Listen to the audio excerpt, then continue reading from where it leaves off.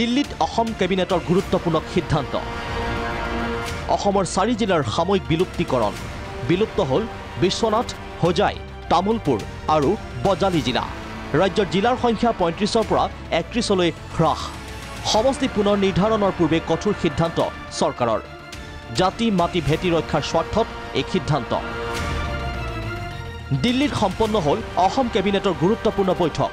বছৰটোৰ শেষৰটো দিনত অসমৰ জাতীয় জীৱনৰ সৈতে জড়িত বহুকেইটা গুৰুত্বপূৰ্ণ সিদ্ধান্ত গ্ৰহণ কেবিনেটত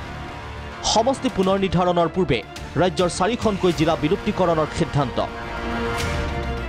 বিশ্বনাথ জিলাক পুনৰ শোণিতপুৰ জিলাৰ সৈতে একত্ৰীকৰণ হোজাই জিলাক নগাঁও জিলাৰ সৈতে একত্ৰীকৰণ বজালি জিলাক বৰপেটা জিলাৰ সৈতে একত্ৰীকৰণ তামুলপুৰ জিলাক বাক্সা জিলাৰ সৈতে একত্ৰীকৰণ মহকুমালৈ অৱনমিত হ'ল 4খন জিলা জ্যেষ্ঠ এডিচিক দিয়া হ'ব 4 মহকুমাৰ এছডিঅ'ৰ দায়িত্ব 5 জানুৱাৰীৰ পূৰ্বে নিযুক্তি দিয়া হ'ব নতুন এছডিঅ' জিলা কৰ্তন সন্দৰ্ভত ইতিমধ্যে জাৰি কৰা হৈছে অধিসূচনা উল্লেখযোগ্য যে 2015 চনৰ 15 আগষ্টত গঠন হৈছিল বিশ্বনাথ জিলা হোজাই জিলা গঠন হৈছিল 2016ৰ 15 আগষ্টত 2021ৰ 12 জানুৱাৰীত গঠন কৰা হৈছিল বজালি জিলা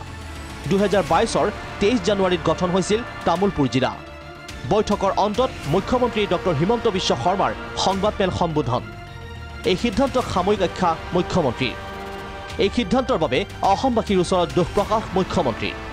এই সিদ্ধান্তৰ বাবে ৰাজ্যবাসীৰ ওচৰত ক্ষমা বিচাৰিছো অত্যন্ত দুখেৰে আমি এই সিদ্ধান্ত লৈছো জাতি মাটি ভেটিৰ বাবেহে লোৱা হৈছে এই সিদ্ধান্ত খুকিয়া আৰক্ষী জিলা ন্যায়িক জিলা অব্যাহত থাকিব উপযুক্ত সময়ত এই সিদ্ধান্তৰ পুনৰ বিবেচনা কৰা হ'ব আমি অত্যন্ত দুখ সহকাৰে কেইটামান সিদ্ধান্ত ল'বলগীয়া হৈছে মই অসমৰ মানুহক অসমৰ ৰাইজক অত্যন্ত বিনম্ৰতাৰে সৈতে নিবেদন কৰিম যে এই সিদ্ধান্ত কেইটা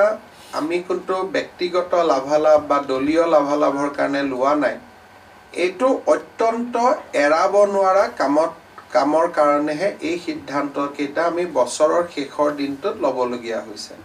আৰু মই নিজেও এইকেইটা লৈ ভাল পোৱা নাই কিন্তু কেতিয়াবা দেশৰ স্বাৰ্থত সমাজৰ স্বাৰ্থত প্ৰশাসনৰ স্বাৰ্থত প্ৰয়োজন হ'লে আমি কঠোৰ সিদ্ধান্ত ল'ব লাগে আৰু এনেকুৱা এটা সিদ্ধান্ত লৈছোঁ আৰু তাৰ কাৰণে যিসকল ৰাইজে মনত অলপ দুখ পাব তাৰ কাৰণে মই তেখেতসকলৰ ওচৰত ক্ষমাও বিচাৰিছোঁ কেবিনেটত আন এক গুৰুত্বপূৰ্ণ সিদ্ধান্ত পুনৰ কামৰূপ মেট্ৰত চামিল কৰা হ'ল উত্তৰ গুৱাহাটী জিলা বিলুপ্তিকৰণক লৈ 4 জিলাত ব্যাপক প্ৰতিক্ৰিয়া 4 জিলাৰ বিভিন্ন প্ৰান্তৰ পৰা আহিছে প্ৰতিবাদৰ খবৰ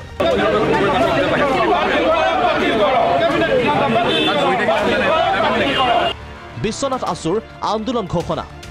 এজেৱাইচিপি আৰু অন্যান্য সংগঠনৰো তীব্ৰ আন্দোলনৰ ভাবুকি পোনপ্ৰথমে আমি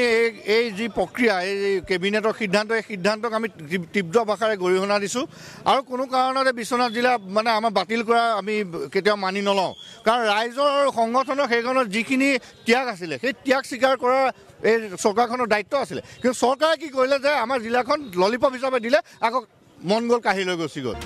দিল্লীৰ পৰা দিব্যজ্যোতি গগৈৰ সহযোগত ব্যুৰ' ৰিপৰ্ট প্ৰাগ নিউজ